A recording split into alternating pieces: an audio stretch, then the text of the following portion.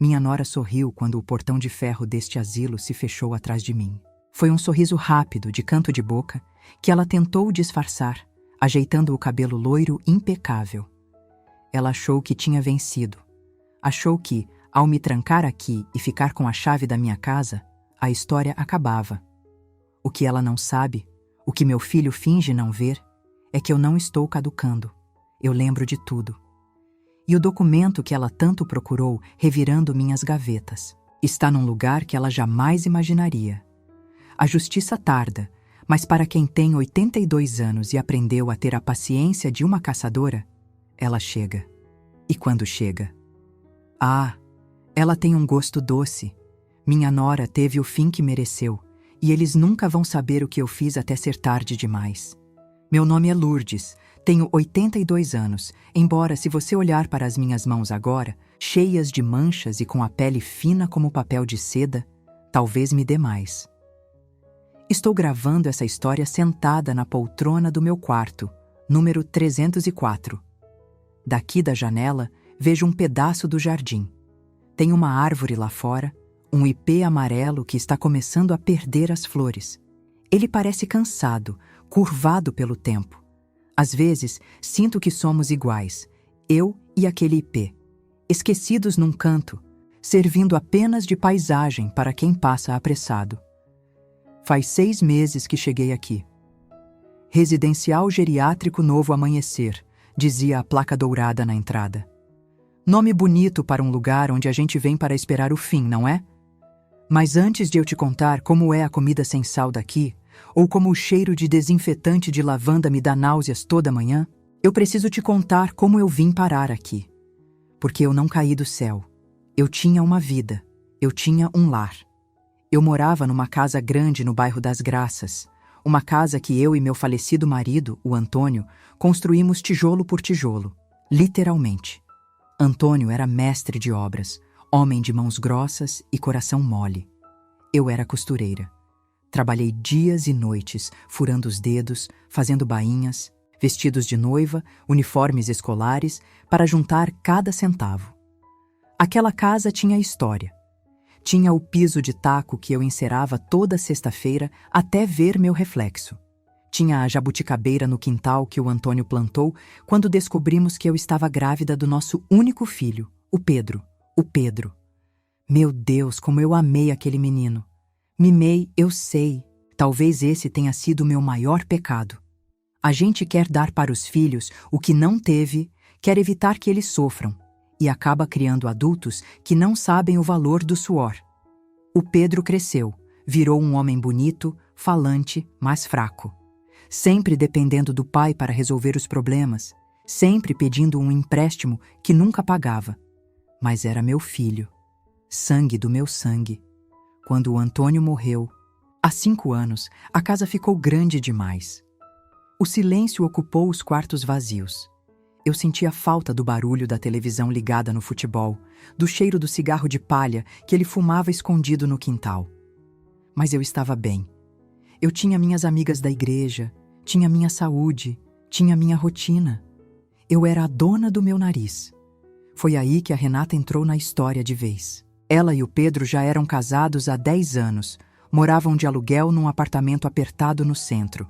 Renata sempre foi simpática, daquele tipo de simpatia que não chega nos olhos, sabe? Ela me chamava de minha sogrinha querida, me trazia bolos de padaria que eu sabia que ela não tinha feito, mas eu aceitava. Eu queria ver meu filho feliz. Um domingo, logo após o almoço, eu tinha feito a lasanha que o Pedro adorava. Eles vieram com a conversa. Mãe, o Pedro começou, rodando o copo de guaraná na mesa, sem olhar para mim. A gente estava pensando. A senhora aqui sozinha, nessa casa enorme. É perigoso. E se a senhora cai? E se entra um ladrão? Eu ri. Disse que tinha alarme e que meus ossos eram duros, mas a Renata colocou a mão sobre a minha. A mão dela era fria. Sempre foi. Dona Lourdes, não é só segurança, é solidão. A gente quer cuidar da senhora. O aluguel do nosso apartamento está caro e aqui tem tanto espaço. A gente podia vir morar aqui. Eu cuidaria de tudo. A senhora não precisaria mais se preocupar com faxina, com cozinhar. Seria como uma rainha. Uma rainha. A palavra ecoou na minha cabeça. Eu estava cansada, confesso. A artrose nos joelhos doía nos dias de chuva. A ideia de ter a casa cheia de novo, de ter meu filho por perto, de ouvir vozes no café da manhã. Aquilo tocou meu coração carente de viúva. Eu aceitei. No começo, foi como eles prometeram. Renata assumiu a cozinha. Pedro cortava a grama. Eu passava as tardes vendo novela. Mas, aos poucos, as coisas começaram a mudar. Pequenos sinais, como rachaduras numa parede recém-pintada. Primeiro foram os móveis. Um dia, cheguei na sala e minha poltrona favorita, aquela de veludo verde onde eu amamentei o Pedro, não estava mais lá. No lugar, tinha um sofá moderno, cinza, duro.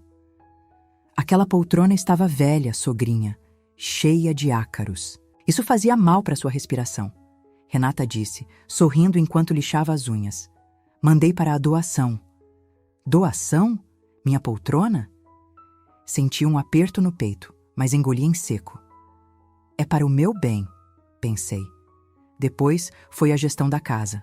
Renata disse que as contas estavam confusas e se ofereceu para organizar. Pediu meus cartões do banco para facilitar as compras do mercado. Eu, tola, entreguei. Afinal, eles estavam comprando a comida que eu comia também. Mas o pior não foi o dinheiro ou os móveis. Foi como eles começaram a me tratar. Eu deixei de ser a dona da casa e virei um estorvo. Se eu tossia na sala, eles aumentavam o volume da TV. Se eu queria conversar durante o jantar, eles ficavam no celular.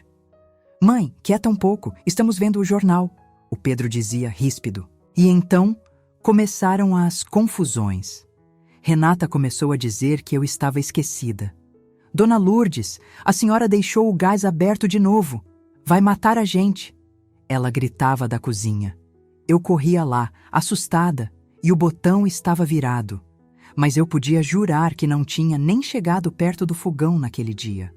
Mãe, você perdeu a chave do portão outra vez? Pedro reclamava. Tivemos que trocar a fechadura. Isso não pode continuar assim. Eu procurava a chave na minha bolsa e ela não estava lá. Dias depois, eu a encontrava no fundo de uma gaveta que eu não abria há anos. Comecei a duvidar de mim mesma. Será que eu estava ficando louca? Será que o alemão, o Alzheimer, estava chegando? Eu chorava à noite, pedindo a Deus para não perder minha mente. A mente era tudo o que eu tinha. O golpe final veio numa manhã de terça-feira, 6 meses atrás. Pedro não foi trabalhar. Renata estava vestida com uma roupa séria. Mãe, senta aqui, Pedro disse. Ele parecia nervoso. A gente conversou com um médico amigo nosso sobre esses seus esquecimentos, o gás, as chaves. Ele disse que a senhora precisa de acompanhamento profissional, 24 horas por dia. Eu não preciso de enfermeira, Pedro. Eu estou bem. Eu tentei argumentar, minha voz trêmula. Não é enfermeira aqui em casa, dona Lourdes. Renata cortou, seca. A gente não tem estrutura. A gente vai reformar a casa, vai ter muita poeira, barulho. Não é ambiente para a senhora. Encontramos um lugar maravilhoso. É como um hotel. Tem atividades, tem médicos, tem gente da sua idade. Um asilo? Vocês querem me botar num asilo? As lágrimas desceram quentes. Na minha própria casa? É temporário, mãe. Pedro segurou minha mão, mas não olhou nos meus olhos. Nunca confie em quem não olha nos seus olhos. Só durante a reforma. Uns 3 meses, prometo. Eu olhei para ele. Meu menino. O menino que eu embalei na poltrona verde. E olhei para ela. O olhar dela era de triunfo. Eu sabia que se eu resistisse, seria pior. Eles poderiam me interditar. Poderiam dizer que eu era perigosa. Tudo bem, eu sussurrei. Eu vou, mas eu volto. Renata sorriu aquele sorriso de canto de boca. Arrumei minha mala. Pouca coisa, disseram. Lá tem tudo. Levei a foto do Antônio, minha Bíblia e um terço. Quando saí pelo portão, olhei para a jabuticabeira. Ela parecia me dar adeus. O trajeto de carro foi silencioso. Pedro ligou o rádio alto. Quando chegamos aqui, no novo amanhecer, a recepcionista foi muito educada. O lugar era limpo, claro, mas frio. Frio como o mármore de uma lápide. Eles me deixaram no quarto. Pedro me deu um beijo na testa, rápido, como quem se queima. Fica bem, mãe. Domingo a gente vem te ver. Domingo. Aquela palavra virou minha âncora. O primeiro domingo chegou. Eu tomei banho cedo, vesti meu melhor vestido, passei batom. Fiquei sentada na recepção, olhando para a porta de vidro. Vi filhos chegando com flores, vi netos correndo, vi abraços. O relógio na parede fazia tic-tac, 10 horas, meio-dia, 2 da tarde. O almoço foi servido, eu não comi. 4 da tarde. O sol começou a baixar. A recepcionista com pena me disse: Dona Lourdes, talvez eles tenham tido um imprevisto no trânsito. Quer ir para o quarto descansar? Eles vêm, eu disse teimosa. O Pedro prometeu, mas o sol se pôs. E o Pedro não veio. Nem naquele domingo, nem no próximo. Parte 2. O silêncio que grita. O abandono não acontece de uma vez como um tiro. Ele é uma doença lenta, que vai corroendo a gente por dentro. Nos primeiros dias, eu inventava desculpas para eles. O Pedro trabalha muito, eu dizia para a enfermeira Cida enquanto ela media minha pressão. A Renata deve estar ocupada com a reforma da casa. A Cida, uma moça boa, de braços fortes e sorriso triste, apenas balançava a cabeça e dizia: Claro, vó, logo eles aparecem. Mas eu via no olhar dela a pena. Ela já tinha visto aquela história centenas de vezes. O primeiro mês se arrastou. Eu aprendi a rotina do lugar. Café às 7, remédios às 8, banho de sol às 9. O banho de sol é o momento onde a gente vê a verdade nua e crua. Cadeiras de rodas enfileiradas, idosos com o olhar perdido no horizonte, esperando alguém que já morreu ou alguém que esqueceu que eles existem. Eu me recusava a ficar assim. Eu levava minha Bíblia, fingia ler, mas meus ouvidos estavam atentos a cada carro que parava no estacionamento. Minhas roupas começaram a ficar largas. A comida daqui é nutritiva, dizem, mas não tem gosto de amor. É uma pasta morna. Senti falta do meu feijão, do cheiro de alho fritando. Senti falta da minha autonomia. Aqui, até para ir ao banheiro à noite, a gente sente que está incomodando. O Natal chegou. Ah, o Natal. Na minha casa, o Natal era sagrado. Eu assava um peru enorme, fazia rabanadas, a casa ficava cheia de luzes. Aqui, colocaram uma árvore de plástico pequena no refeitório e tocaram músicas natalinas num rádio velho. Na véspera, eu tinha certeza que eles viriam. Natal ninguém passa longe da mãe, pensei. Fiquei na janela o dia todo. Vi a dona Jandira, do quarto ao lado, ser buscada pela filha para passar a noite em casa. Vi o seu Mário ganhar uma cesta enorme dos netos. O telefone do corredor tocou. A enfermeira gritou: Dona Lourdes, é para a senhora. Meu coração disparou. Corri, quase tropeçando nos meus chinelos. Peguei o gancho com a mão tremendo. Alô? Pedro? Oi, mãe. A voz dele estava abafada, com barulho de festa no fundo. Feliz Natal. Feliz Natal, meu filho. Vocês estão vindo? Eu já estou pronta. Houve um silêncio do outro lado. Um silêncio covarde. Então, mãe. É que surgiu uma viagem de última hora. A gente ganhou um pacote para um resort na praia, sabe? Coisa chique.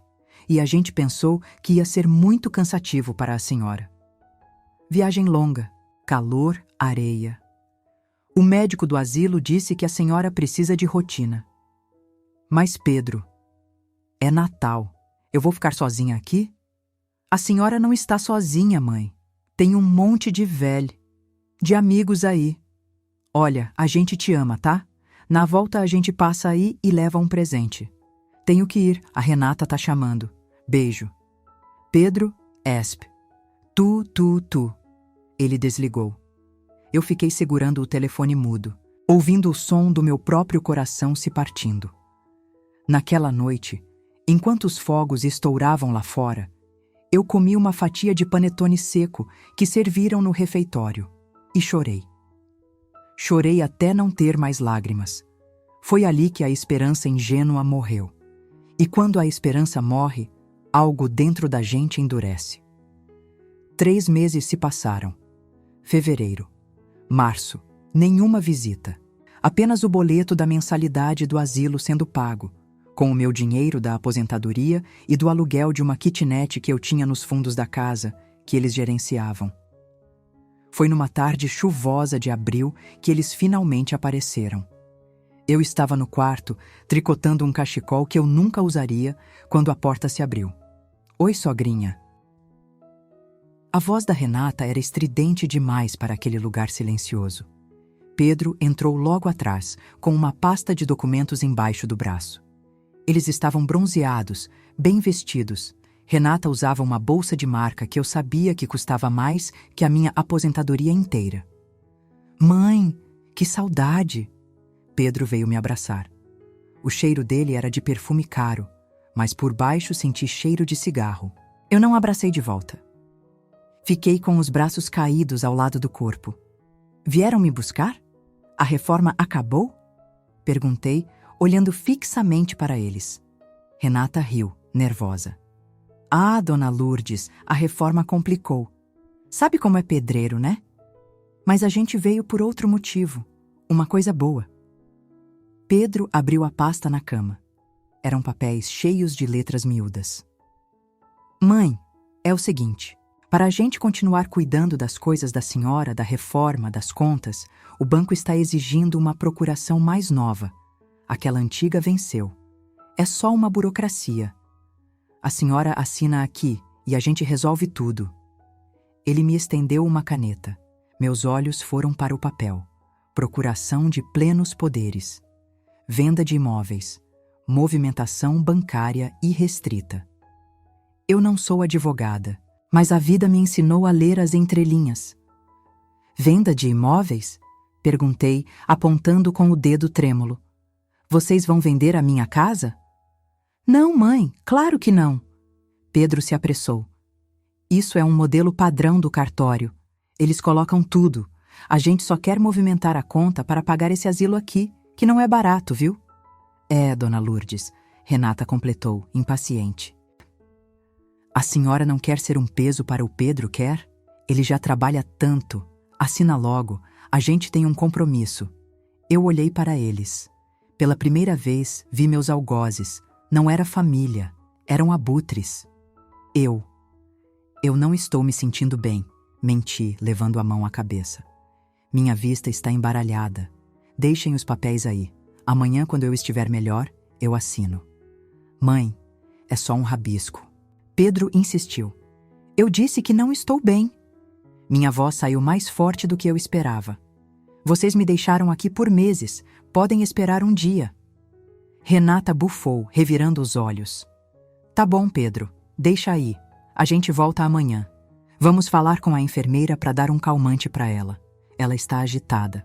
Eles saíram do quarto, mas deixaram a porta entreaberta. Eu fiquei imóvel, segurando a respiração. Eles pararam no corredor, achando que eu não podia ouvir. A acústica daquele corredor de hospital é curiosa. O som viaja longe. Velha teimosa dos infernos.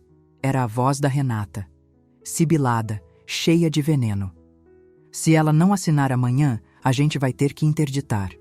O comprador do terreno está pressionando, Pedro. A gente precisa desse dinheiro para fechar o negócio do apartamento na praia. Calma, Rê. Ela vai assinar. Ela sempre faz o que eu quero. Ela tá velha, confusa. Confusa nada. Ela tá se fazendo de difícil. Escuta, Pedro. Se a gente não vender aquela casa velha logo, como vamos pagar as dívidas de jogo que você fez? E a minha loja? Eu não vou ficar cuidando de velha o resto da vida. Já bastou aturar ela aqueles 6 meses. Que cheiro de naftalina. Fala baixo. Amanhã a gente traz o tabelião aqui. Se ela não assinar por bem, a gente diz que ela está senil e você assina como curador provisório. O médico amigo do seu pai assina o laudo. Os passos se afastaram. Eu fiquei ali, congelada. O frio que senti não vinha do ar-condicionado, vinha da alma. Eles não estavam reformando minha casa. Eles iam vendê-la. O Pedro tinha dívidas de jogo. Eles iam me interditar, me declarar louca, me trancar aqui para sempre e gastar cada centavo que o Antônio suou para ganhar. Olhei para os papéis na cama. Olhei para minhas mãos manchadas. Naquele momento, a tristeza foi embora. A solidão foi embora. No lugar delas, nasceu uma chama. Uma raiva vermelha, quente, pulsante. Eu levantei da cama. Fui até o espelho do pequeno banheiro. Encarei meu reflexo. Vi as rugas, os cabelos brancos, os olhos cansados. Mas, lá no fundo das pupilas, vi a mulher que levantava às 4 da manhã para costurar. Vi a mulher que criou um filho sozinha muitas vezes, enquanto o marido viajava a trabalho. Vi a dona Lourdes que ninguém enganava no troco da feira. Eles acham que eu morri, sussurrei para o espelho. Eles acham que eu sou um móvel velho. Abri a gaveta da minha mesa de cabeceira. No fundo falso, embaixo de umas meias de lã, puxei um pequeno caderno de capa preta e um celular antigo, um Nokia tijolão que eu mantinha carregado e escondido, com um chip que eles não sabiam que eu tinha. Era hora de parar de chorar. Era hora de lutar. A raiva é um combustível curioso. Diferente da tristeza, que pesa e nos afunda no colchão, a raiva levanta. Ela clareia a mente. Naquela noite, depois de ouvir a conversa do meu filho e da minha nora atrás da porta, eu não dormi. Mas não fiquei revirando na cama chorando como das outras vezes. Fiquei sentada na poltrona, no escuro, olhando para a luz do poste lá fora, traçando cada passo do que eu faria. Eles achavam que eu estava caducando. Ótimo. Essa seria a minha maior arma. Eles esqueceram que antes de ser uma velha inútil, eu fui a mulher que administrava as finanças de uma construtora inteira ao lado do Antônio. Eu sabia onde cada centavo entrava e saía. E, principalmente, eu sabia guardar segredos. Quando o sol nasceu, eu já não era mais a dona Lourdes, a viúva abandonada. Eu era uma atriz prestes a entrar no palco para o papel da minha vida. Tirei meu celular antigo do esconderijo. A bateria durava uma eternidade. Glória aos aparelhos antigos. Disquei o número que eu sabia de cor, um número que eu não ligava há 2 anos, mas que o Antônio me fez jurar que eu usaria se estivesse em apuros. Escritório de Advocacia Vasconcelos, bom dia. Eu quero falar com a doutora Vânia. Minha voz saiu firme, sem tremedeira. A doutora Vânia está em reunião, senhora. Quem gostaria? Diga a ela que é Lourdes, viúva do Antônio Mestre de Obras. Diga a ela que a cláusula 9 precisa ser ativada. Houve um silêncio do outro lado. A secretária pediu 1 minuto. Segundos depois, ouvi o barulho de saltos apressados e a voz rouca e inconfundível da Vânia. Ela não era apenas nossa advogada, era afilhada do Antônio. Uma mulher que eu vi crescer, paguei parte da faculdade e que virou uma leoa nos tribunais. Madrinha? Meu Deus, onde a senhora está? Eu tento ligar para a sua casa há meses. O Pedro disse que a senhora estava viajando pelo sul do país, visitando parentes. Viajando, Vânia. Soltei um riso seco. Estou presa, num asilo, e prestes a ser interditada como louca. Contei tudo, contei rápido, sussurrando com o olho na porta. Falei da venda da casa, das dívidas de jogo do Pedro, da maldade da Renata e do plano deles de trazerem um tabelião hoje. Eles vêm aqui hoje à tarde, Vânia. Querem que eu assine uma procuração de plenos poderes. Se eu não assinar, vão usar um laudo falso para me interditar. Do outro lado da linha, ouvi o barulho de uma caneta batendo na mesa. O som da guerra. Madrinha, escute bem. A senhora não vai assinar nada, mas também não vai dizer não. A senhora vai enrolar. Preciso de tempo. E preciso de provas. Eles falaram em voz alta que iriam fraudar o laudo? Falaram. E falaram que iam vender a casa para pagar a agiota. A senhora tem como gravar isso? Tenho esse celular velho. Ele grava a voz. Ótimo. Hoje, quando eles chegarem, a senhora vai ser a velhinha mais confusa do mundo. Faça eles perderem a paciência. O criminoso, quando fica impaciente, fala demais. Grave tudo. Eu vou entrar com um pedido de medida cautelar de urgência e vou mandar meu psiquiatra forense de confiança aí agora mesmo, antes deles chegarem. Vamos ter um laudo oficial de sanidade mental datado de hoje. Eles não vão deixar o médico entrar, Vânia. A recepção barra. Deixa comigo. O Dr. Siqueira tem autoridade judicial. Ele entra nem que tenha que derrubar a porta. Aguente firme, madrinha. A cavalaria está chegando. Desliguei e escondi o celular dentro do sutiã, no lado esquerdo, perto do coração, onde ele pudesse captar bem o som. Às 9 da manhã, um homem alto, grisalho e com cara de poucos amigos chegou na recepção. Eu estava no jardim, fingindo regar uma planta de plástico. Vi quando a enfermeira-chefe tentou barrá-lo, mas ele mostrou um distintivo e um papel timbrado. Minutos depois, estávamos no meu quarto, com a porta trancada. O Dr. Siqueira não me tratou como uma criança. Ele fez perguntas difíceis, testes de memória, de lógica, de raciocínio. Perguntou sobre política, sobre a data, mandou eu fazer contas de cabeça. Quanto é 100 menos 7 e vai subtraindo? Ele perguntou sério. 93, 86, 79, 72, 65. Quer que eu continue até o 0, doutor? Ou podemos pular para a parte onde o senhor atesta que meu cérebro está melhor que o do meu filho? Ele parou de escrever e sorriu. Um sorriso genuíno. Dona Lourdes, sua cognição é impecável. A senhora tem uma leve perda auditiva e artrose, mas sua mente é afiada como uma navalha. Vou redigir o laudo agora. Isso aqui blinda a senhora contra qualquer tentativa de interdição por insanidade. Eles podem tentar, mas com esse documento, qualquer juiz manda prender quem assinou o laudo falso. Ele saiu pelos fundos, discreto como uma sombra. Eu guardei o laudo dobrado dentro da fronha do meu travesseiro. Agora eu tinha o escudo. Faltava da espada. O almoço foi servido, purê de batata e frango desfiado. Comi tudo. Precisava de energia. Às 2 da tarde, ouvi o carro do Pedro estacionar. O som do motor falhando. Ele não cuidava nem do carro, quem dirá da mãe. Sentei na cama, despenteei um pouco o cabelo. Deixei a boca meio aberta, o olhar vago. Coloquei o celular para gravar e ajeitei a blusa. A porta abriu. Pedro, Renata e um homem gordo, suando bicas, de terno cinza, o tabelião, ou algum amigo que eles arranjaram para fingir ser um. Mãe, Pedro disse, alto demais. Trouxemos visita. Quem? Perguntei, apertando os olhos. É o Antônio. O Antônio voltou da obra. Renata revirou os olhos tão forte que achei que fossem travar. Ela cutucou o Pedro. Viu? Ela tá pior que ontem. Vamos logo com isso.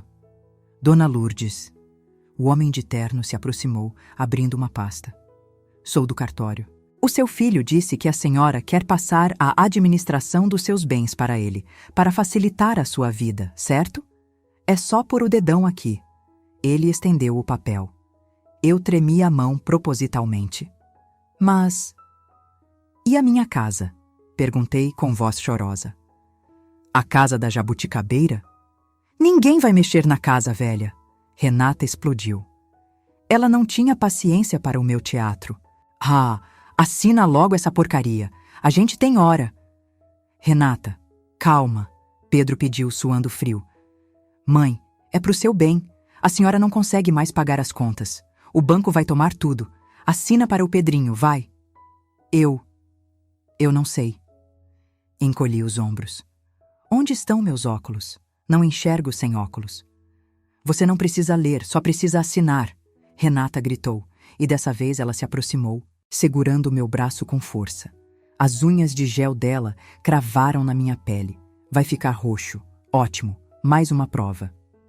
Escuta aqui, Dona Lourdes. O comprador está esperando. O sinal já foi pago. A gente precisa dessa escritura limpa hoje. Se a senhora não assinar por bem, o Dr. Marcondes já está com o laudo de demência pronto. A gente te interdita, te joga numa ala psiquiátrica pública e você apodrece lá. É isso que você quer? Meu coração acelerou, mas não de medo, de triunfo. Ela tinha dito tudo. Ameaça, coação, fraude, venda ilegal. Estava tudo gravado ali, no meu peito. Olhei para o Pedro. Ele abaixou a cabeça. Covarde. Ele estava permitindo que a mulher ameaçasse a própria mãe. Pedro, você vai deixar ela fazer isso? Perguntei, dando a ele uma última chance de redenção. Uma última chance de ser o homem que o pai dele queria. Mãe, é complicado. A gente precisa do dinheiro, as dívidas. Eles vão me matar se eu não pagar. Assina, por favor. Ali morreu meu filho. Naquele exato momento. O que sobrou na minha frente foi apenas um estranho com o mesmo DNA. Respirei fundo, ajeitei a postura. Parei de tremer. Levantei a cabeça e fixei meu olhar nos olhos da Renata. O olhar de caduca sumiu. O que apareceu foi o olhar da matriarca. Eu não vou assinar nada, disse, com minha voz normal, clara e firme. O silêncio na sala foi absoluto. O tabelião recuou um passo. Renata soltou meu braço, assustada com a mudança repentina. O quê? Ela gaguejou. Eu disse que não vou assinar. E disse mais. Vocês não vão vender minha casa, vocês não vão me interditar. E você, Renata, devia se preocupar menos com a minha assinatura e mais com o fato de que crime de coação contra idoso dá cadeia. Renata ficou vermelha, depois roxa. Sua velha fingida. Você estava atuando. Pedro, segura ela. Pega a mão dela e faz ela assinar à força. Pedro hesitou. Ele olhava de mim para ela confuso. Pedro, não encoste em mim, avisei, num tom que eu usava quando ele tinha 10 anos e ia fazer arte. Se você der mais um passo, você perde não só a mãe, mas a liberdade. Do que você está falando? Você está sozinha aqui. Ninguém vai acreditar em você. Renata gritou, avançando para pegar os papéis. Sozinha? Nesse momento, como se fosse coisa de cinema, e Deus sabe que eu merecia uma cena de cinema. A porta do quarto se abriu. Não era uma enfermeira. Era a doutora Vânia, de terninho preto, pasta de couro e uma expressão que faria o diabo tremer. Atrás dela, 2 policiais militares. Boa tarde, Vânia disse com um sorriso gelado. Acho que vocês estão incomodando minha cliente. Pedro ficou branco como a parede. O tabelião falso tentou fechar a pasta e sair de fininho, mas um dos policiais bloqueou a porta. Quem é você? Renata guinchou. Eu sou o pesadelo de gente como você, querida. Vânia entrou no quarto e veio até o meu lado, colocando a mão no meu ombro. Sou advogada de Lourdes Maria dos Santos, e vocês acabaram de cair numa armadilha. Eu tirei o celular do sutiã e parei a gravação. Mostrei a tela para eles. Está tudo aqui, eu disse. A ameaça, a confissão da dívida de jogo, o plano do laudo falso. E só para constar. Enfiei a mão na fronha e tirei o laudo do Dr. Siqueira. Isso aqui é um atestado de sanidade mental feito hoje de manhã por um perito judicial. Então, boa sorte tentando convencer um juiz de que eu sou louca. Renata parecia que ia vomitar. Pedro encostou na parede e escorregou até sentar no chão, com as mãos na cabeça. Mãe, não faz isso. Ele choramingou. Eu não fiz nada, meu filho. Vocês fizeram. Vânia tomou a frente. Senhores policiais, gostaria que identificassem esse suposto tabelião. Tenho suspeitas de exercício ilegal da profissão e quero registrar um boletim de ocorrência por tentativa de extorsão, violência patrimonial e maus tratos contra idoso em flagrante. Espera! Renata tentou mudar o tom, abrindo um sorriso desesperado. Foi um mal-entendido. A gente estava nervosa. A dona Lourdes é difícil, sabe como é. A gente ama ela. Eu olhei para ela, com a calma de quem vê uma barata antes de pisar. O amor de vocês custa caro, Renata. Custa a minha casa e a minha vida. Mas a fatura chegou. E tem mais uma coisa que vocês não sabem. Vânia abriu a pasta dela. O senhor Pedro e a senhora Renata acharam que sabiam tudo sobre o patrimônio da dona Lourdes. Vânia começou folheando um documento antigo. Mas esqueceram que o senhor Antônio, antes de falecer, deixou um fundo de investimento bloqueado. Um fundo robusto, acumulado por 40 anos de trabalho. Os olhos da Renata brilharam com a menção de dinheiro. ganância é uma doença incurável. Esse fundo, Vânia continuou, tinha uma cláusula única. Ele só poderia ser movimentado pela dona Lourdes, e no caso de falecimento dela, passaria para o filho Pedro, exceto se houvesse qualquer prova de negligência, abandono ou má-fé por parte do herdeiro. Nesse caso, o valor integral seria doado para instituições de caridade. Pedro levantou a cabeça. Pai. O pai fez isso. O seu pai conhecia você, Pedro, eu disse, sentindo uma lágrima solitária escorrer. Não de tristeza, mas de despedida. Eu estava me despedindo da imagem do filho que eu idealizei. Ele sabia que você era fraco. Ele queria te proteger de você mesmo. E queria me proteger. A gravação que a dona Lourdes acabou de fazer prova a má-fé. Vânia concluiu, fechando a pasta com um estalo seco. Ou seja, vocês não só não vão vender a casa, como acabaram de perder uma herança de mais de 2 milhões de reais. Parabéns. O grito que a Renata deu não foi humano. Ela tentou voar no meu pescoço. Sua velha maldita! Eu vou te matar! Mas o policial foi mais rápido. Segurou-a pelos braços e a algemou. Calma, senhora. Desacato e ameaça na frente da autoridade. A senhora vai ter muito tempo para gritar na delegacia. Enquanto levavam Renata aos berros e Pedro, que chorava como uma criança e nem precisou de algemas para seguir os policiais, eu fiquei ali, de pé. O quarto estava silencioso de novo. Mas agora não era o silêncio da solidão, era o silêncio da paz. Vânia me olhou. Você está bem, madrinha? Estou, minha filha. Respirei fundo, sentindo o cheiro de vitória. Melhor do que estive em anos. O que a senhora quer fazer agora? Quer voltar para casa? Posso pedir para limparem tudo, trocarem as fechaduras ainda hoje. Fui até a janela. O ipê amarelo continuava lá fora, mas agora ele parecia mais dourado com a luz da tarde. Voltar para casa? Sim, mas não hoje. Virei para ela, com um brilho nos olhos que eu achava que tinha perdido. Primeiro, eu quero justiça completa. Eles acham que acabou? Não. O processo criminal é só o começo. Eu quero ver eles perderem tudo o que acharam que tinham roubado de mim. Quero o despejo do apartamento que eu sou fiadora. Quero o bloqueio das contas. Vânia, prepare a papelada. A dona Lourdes voltou. Vânia sorriu. É pra já, chefa. Peguei minha bolsa. Olhei para o quarto 304 pela última vez como uma prisioneira. Agora eu estava ali por opção, apenas até a poeira baixar. Ajeitei meu vestido, passei meu batom. A guerra estava declarada e eu tinha acabado de ganhar a primeira batalha. Mas a guerra seria longa e eu ia saborear cada segundo. Ver meu filho sair escoltado pela polícia não foi o momento de glória que vocês podem imaginar. Não houve confetes. Não houve música de vitória. Houve apenas um buraco no meu peito, um silêncio oco onde antes morava o amor de mãe. Mas, junto com a dor, havia algo mais forte, o alívio.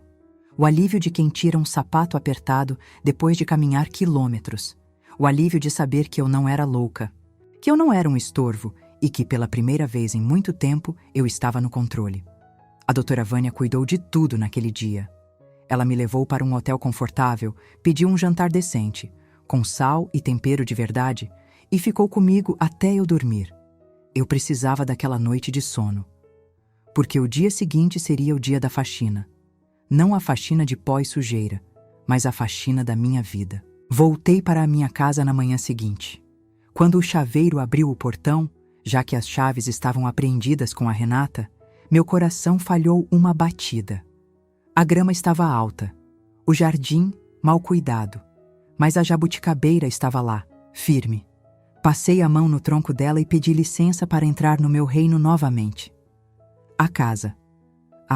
A casa estava irreconhecível. Eles tinham começado a desmontar tudo, caixas empilhadas na sala, meus quadros no chão, móveis fora do lugar. Havia garrafas de uísque vazias sobre a mesa de jantar e caixas de pizza com resto de comida mofando na pia. O cheiro era de abandono, mesmo com gente morando ali. Eles não cuidavam da casa porque não a viam como um lar, viam como um cifrão. Mas eu não chorei. Abri todas as janelas. Deixei o sol entrar. Liguei o rádio numa estação de música antiga e comecei a colocar as coisas no lugar. Cada objeto que eu resgatava das caixas era uma parte de mim que eu recuperava. A batalha legal, porém, estava apenas começando. E foi aí que eu mostrei a eles o que acontece quando se mexe com uma mulher que sobreviveu a 82 anos de vida. Vânia entrou com os processos. Além da tentativa de estelionato e violência patrimonial, acionamos a cláusula do testamento do Antônio. O bloqueio dos bens foi imediato. 2 semanas depois, fui chamada para uma audiência de custódia e mediação. Eles queriam tentar um acordo para responder em liberdade e evitar a deserdada total. Eu me vesti como se fosse para um casamento. Um terninho azul marinho, pérolas no pescoço, cabelo feito. Entrei no fórum de cabeça erguida, apoiada na minha bengala não porque precisava, mas porque ela dava um ar de autoridade. Quando entrei na sala, eles já estavam lá. Renata estava irreconhecível. Sem maquiagem, o cabelo oleoso preso num rabo de cavalo, olheiras profundas. O orgulho tinha sido varrido do rosto dela. Pedro estava magro, a barba por fazer, tremendo as pernas embaixo da mesa. Quando me viram, Pedro começou a chorar. Mãe, me perdoa. Eu não sabia o que estava fazendo. A Renata me pressionou. Eu estava desesperado. Eu sentei na cadeira à frente deles. O juiz, um homem jovem e sério, olhou para mim com respeito. Dona Lourdes, os réus propõem a devolução de qualquer valor subtraído e pedem a retirada das queixas criminais em troca de afastamento total. O que a senhora diz? Eu olhei para o Pedro. Lembrei dele pequeno, correndo no quintal. Lembrei dele aprendendo a andar de bicicleta. Mas também lembrei dele segurando minha mão enquanto me deixava no asilo. Lembrei dele ouvindo a mulher me chamar de velha maldita e ficando calado. Lembrei do Natal sozinha. Meritíssimo. Minha voz saiu calma, preenchendo a sala. O dinheiro eles não têm como devolver, porque gastaram em jogos e luxos. O que eles querem é se livrar da cadeia, mas a liberdade tem um preço. Virei-me para o Pedro. Você diz que foi pressionado, meu filho, mas você é um homem de 50 anos, um homem que escolheu dia após dia mentir para a mãe que te deu tudo. Você não protegeu sua família, você a vendeu. Mãe, por favor. Ele soluçou. Eu não vou retirar a queixa, disse firme.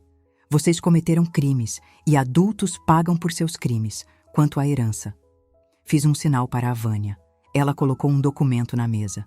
Conforme a vontade do meu falecido marido e confirmada a má-fé dos herdeiros, todo o fundo de investimento, bem como os 2 apartamentos de aluguel que eu possuía, serão doados imediatamente. Os olhos da Renata se arregalaram. Doados? Você ficou louca? É o nosso futuro. Não, Renata, é o meu passado. E agora vai ser o futuro de quem precisa. Metade vai para a Associação de Amparo ao Idoso, para reformar aquele asilo onde vocês me jogaram e garantir que ninguém mais coma comida fria ou fique sem fraldas. A outra metade vai para um fundo de bolsas de estudo para jovens carentes. Você não pode fazer isso, Renata gritou, tentando levantar, mas o advogado dela assegurou. Posso, e já fiz. Sorri, um sorriso triste, mas decidido. E tem mais uma coisa. O apartamento onde vocês moravam antes de invadirem minha casa. Eu sou a fiadora, lembram? Pedro ficou pálido como cera. Mãe. Não. Já notifiquei a imobiliária hoje cedo. Retirei a fiança. Como vocês têm aluguéis atrasados e nenhuma renda comprovada agora que as contas estão bloqueadas, a ordem de despejo deve chegar amanhã. Aonde a gente vai morar? Pedro sussurrou, aterrorizado. Eu me levantei, ajeitando meu blazer. Vocês são jovens, têm saúde. Podem trabalhar, podem recomeçar. Eu, com 82 anos, tive que recomeçar do zero num quarto de asilo. Tenho certeza que vocês dão um jeito. Dei as costas e caminhei em direção à porta. Dona Lourdes, o juiz chamou. A senhora tem certeza? Eles são sua única família. Parei na porta, com a mão na maçaneta. Olhei para trás, vendo o desespero nos rostos deles. Minha família, meritíssimo, é quem me respeita, quem me ama de verdade. Esses dois aí são apenas parentes. E parentes a gente escolhe se quer conviver ou não. Eu escolho viver. Saí da sala, e naquele corredor senti que o ar era mais leve. As consequências vieram rápidas. Renata foi condenada a 3 anos por estelionato e coação, convertidos em prestação de serviços comunitários, ironicamente, num hospital público, limpando o chão. Dizem que o orgulho dela foi quebrado na primeira semana. Pedro não foi preso, mas ficou com o nome sujo na praça, perdeu o carro, perdeu o apartamento. A última notícia que tive é que ele estava trabalhando como motorista de aplicativo, morando numa pensão barata. Ele tentou me ligar algumas vezes. No Dia das Mães, o telefone tocou. Eu vi o nome dele no visor. Pensei em atender. Pensei em ouvir a voz dele. Mas o que isso traria de bom? Só dor. Deixei tocar até cair na caixa postal. Depois, bloqueei o número. O perdão eu já dei, no meu coração, para eu ter paz. Mas o perdão não significa convivência. O perdão não significa abrir a porta para o lobo entrar de novo. Hoje, minha vida é outra. A Casa das Graças nunca esteve tão viva. Eu não moro mais sozinha. Convidei a Cida, aquela enfermeira do asilo que segurava minha mão quando eu chorava, para morar comigo. Ela estava passando dificuldades, pagando aluguel caro num lugar perigoso. Ofereci a ela a kitnet dos fundos, de graça, em troca de companhia e de ajuda com as coisas pesadas da casa. Ela trouxe a filha pequena, a Aninha, de 5 anos. Agora, a casa tem cheiro de bolo de fubá. Tem risada de criança correndo no quintal. A jabuticabeira deu frutos este ano, doces e pretinhos. Ensinei a Aninha a colher sem estourar a casca. Vânia vem almoçar aqui todo domingo. Ela diz que minha lasanha é a melhor do mundo. Estamos planejando usar o salão da frente da casa para dar aulas de costura para mulheres da comunidade. Quero passar adiante o que sei. Quero que minhas mãos continuem úteis até o último dia que Deus me permitir. Às vezes, quando estou sentada na varanda vendo o pôr do sol, penso em tudo o que aconteceu. Penso na dor do abandono, na frieza daquele quarto 304. Foi horrível, sim, mas foi necessário. Se aquilo não tivesse acontecido, eu teria morrido aos poucos, servindo de capacho para um filho ingrato e uma nora perversa. A traição deles me despertou. A maldade deles me fez lembrar quem eu sou. Eu não sou apenas uma idosa. Eu não sou um móvel velho. Eu sou Lourdes, sou história, sou força, sou justiça. Eles acharam que iam herdar meus bens quando eu morresse. Mal sabiam eles que eu pretendo viver muito, muito tempo.